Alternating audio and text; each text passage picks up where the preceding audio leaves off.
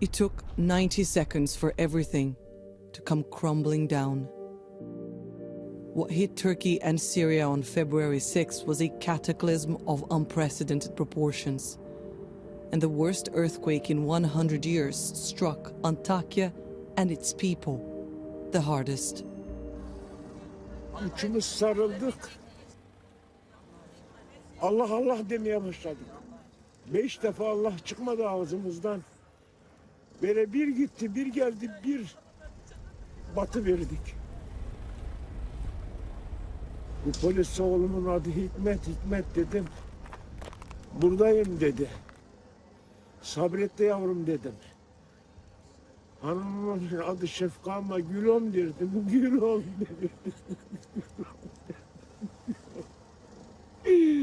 Şefkam dedim, Şefkam dedim. Hiç ondan ses gelmedi.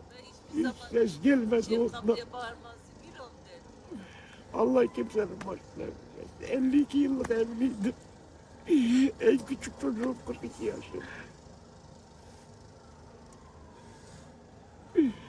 Tamam kardeşim. Allah razı olsun. Kasim says he's now waiting for what will probably be his wife's remains.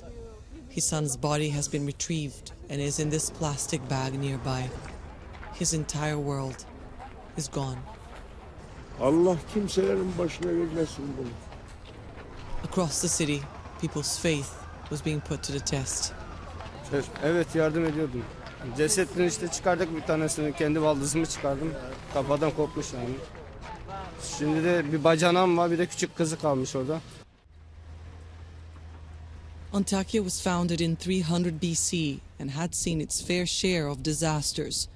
It was destroyed and rebuilt many times during the past centuries. But when this region was struck by a magnitude 7.8 earthquake, it caught everyone off guard. Sokaklarda kaldık. Saat 4'te deprem oldu. 5-6 saat oldu. Lütfen her yere yazın. Hala hiçbir yerden yardım yok. And several days into the tragedy, help was still slow to arrive. Hepimizin evleri perişan oldu yani. Yıkıldık.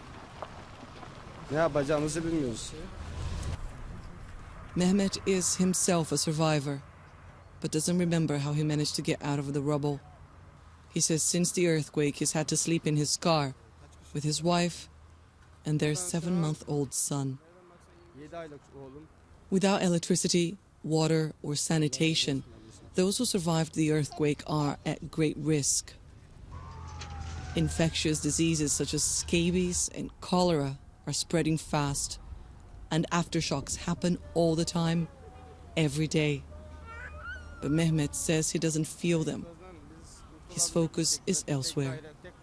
Diğer enkaz altında kuzenlerimi daha çıkartamadım. Yani orada da 15 kişi var.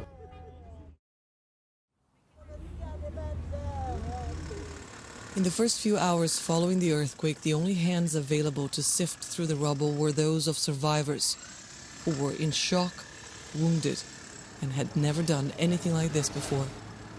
Then came the volunteers. Erdem is a builder from Istanbul who rushed to Antakya as soon as he heard of the quakes. Gerekeni yapmaya çalıştım. Çıkarttım da işte anneyi çıkarttım.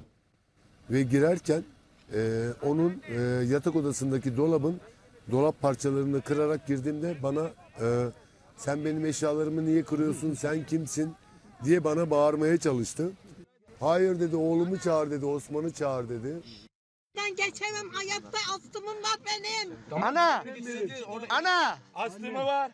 Köpeğim Osman. Bir erkek çocuğu, bir de ablasını çıkarttım.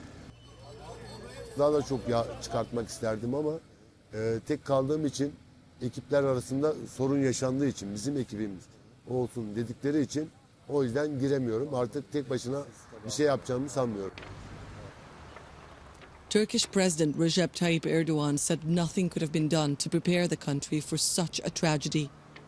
But not everyone here agrees. İlk geldiğimiz günde biz burada Bir jeneratörle bir kompresör bulamadık, delecektik bulamadık. AFAD denen kişi yok. Yok, görevliler hiçbiri yok.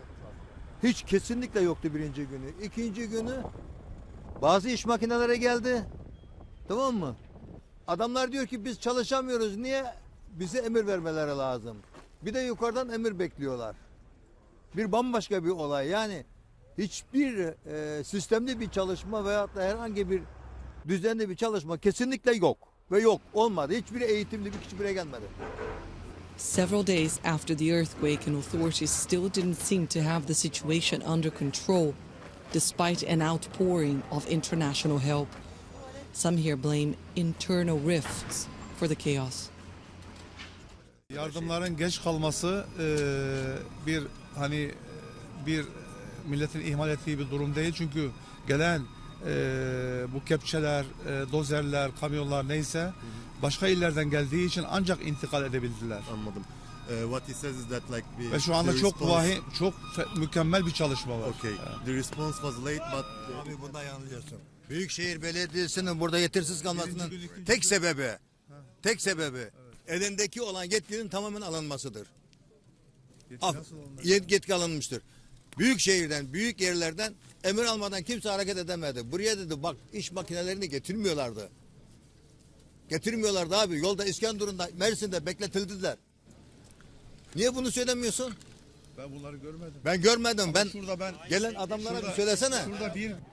The catastrophe has brought Erdogan's centralized governing system under renewed scrutiny, giving the opposition a powerful argument to mount a challenge in this year's presidential election. A vote some here believe Erdogan may try to postpone if he feels his chances of winning a third term may be compromised. Antakya served as a testament of the multitude of worlds that can coexist in one city. Here, a synagogue, a mosque, and a church once stood meters from each other. Now, they too are ruined. Antakya was such an important trading center that it was once the Roman Empire's third largest city.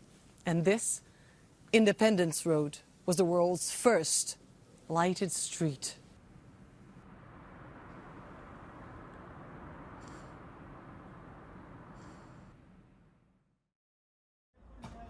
Nothing in this city was left unscathed.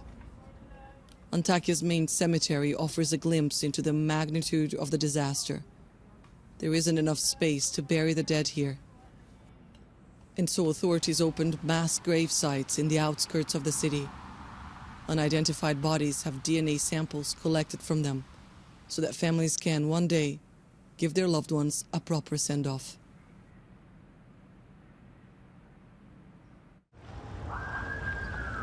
Meanwhile, the race to save the living continued well past what felt like a normal window of opportunity.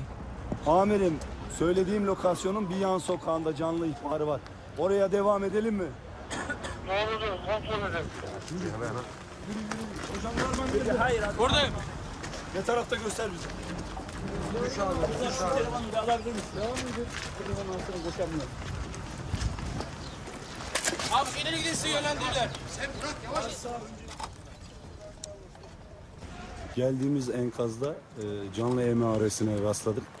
Arama kurtarma köpeğimiz gece şu an arama başlatıyor.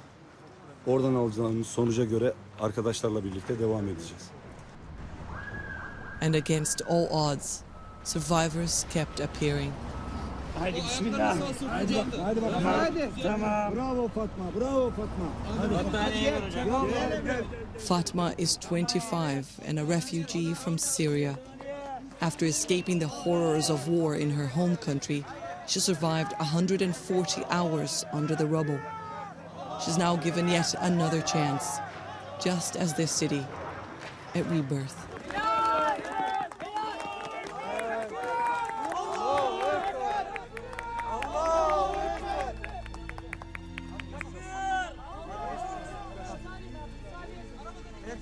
Sağlık arkadaşlar, çok sağ olun. Elinize sağlık abi, elinize sağlık abi. Congratulations.